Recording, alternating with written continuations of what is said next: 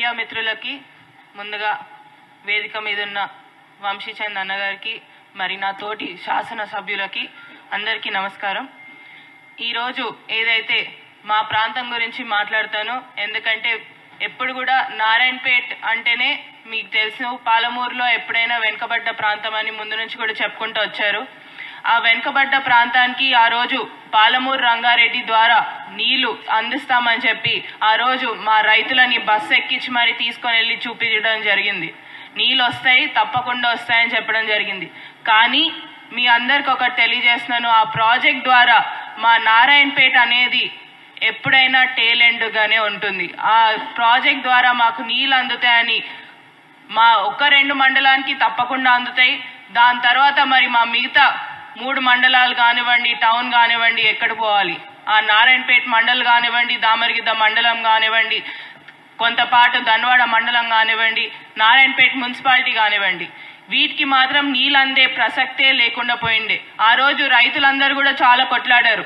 ఎందుకంటే మాకైతే నారాయణపేట కొడంగల్ ఎత్తిపోత పథకాలు అయితేనే మాకు నీళ్ళు అందుతాయి ఈ ప్రాంతానికి అని చెప్పి ఎన్నో దీక్షలు చేపట్టడం జరిగింది. ప్రతి ఒక్కటి చేయడం జరిగింది. అదన్నీ కూడా పక్కన పెట్టి ఏం కాదు, తప్పకుండా నీళ్ళు వస్తాయని చెప్పడం జరిగింది.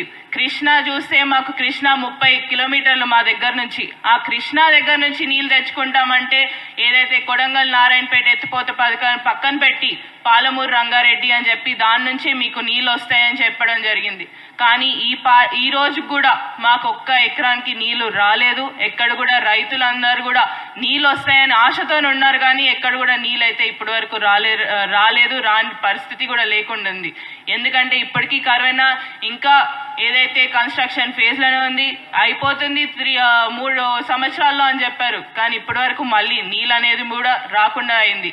దీంతో పాటు ఏదైతే ప్రతిసారి ఎలక్షన్ టైం రాగానే మాత్రం వచ్చి చెప్తారు మీకు తప్పకుండా నీళ్ళు వస్తాయి, ఏమని అంటే అక్కడ నారాయణపేటలో మా జయమ్మ చెరువుని మాత్రం నింపుతామని చెప్తారు.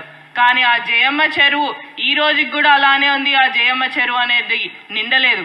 పోయిన ఎలక్షన్ 2014 ఎలక్షన్ కానివ్వండి, తర్వాత 2018 ఎలక్షన్ కానివ్వండి, ఇప్పటికీ కూడా అదే చెప్పిండ్రు, కానీ నీళ్ళు మాత్రం మాకైతే రాలేదు. ఎక్కడ కూడా చాలా అసంతృప్తితో రైతులు ఉన్నప్పుడు మేమేదైతే కోరుకున్నామో మా నారాయణపేట కొడంగల్ ఎత్తిపోత పథకాల ద్వారా నీళ్లు అందొస్తాయని చెప్పి అదే పథకం అనేది ఆ రోజు రైతులకు మాటిచ్చాం. తప్పకుండా గెలిస్తే మాత్రం ఈ పథకంని అమల్లోకి తెస్తామని చెప్పి ఆ రోజు ముఖ్యమంత్రి గారు కూడా వచ్చి మా అందరికి మాట ఇవ్వడం జరిగింది. అదే విధంగా ఫౌండేషన్ అనేది కూడా వేయడం జరిగింది. మేమందరం కూడా ఈ రోజు చెప్పొచ్చు, తప్పకుండా వాళ్ళందరికీ కూడా పోయిన ఫౌండేషన్ వేసిన రోజు కూడా చెప్పడం జరిగింది 2 సంవత్సరాల లోపు ఆ ప్రాజెక్ట్ ని పూర్తి చేస్తామని కూడా చెప్పడం జరిగింది. కాబట్టి ఈసారి రైతులందరూ కూడా చాలా సంతోషంగా ఉన్నారు.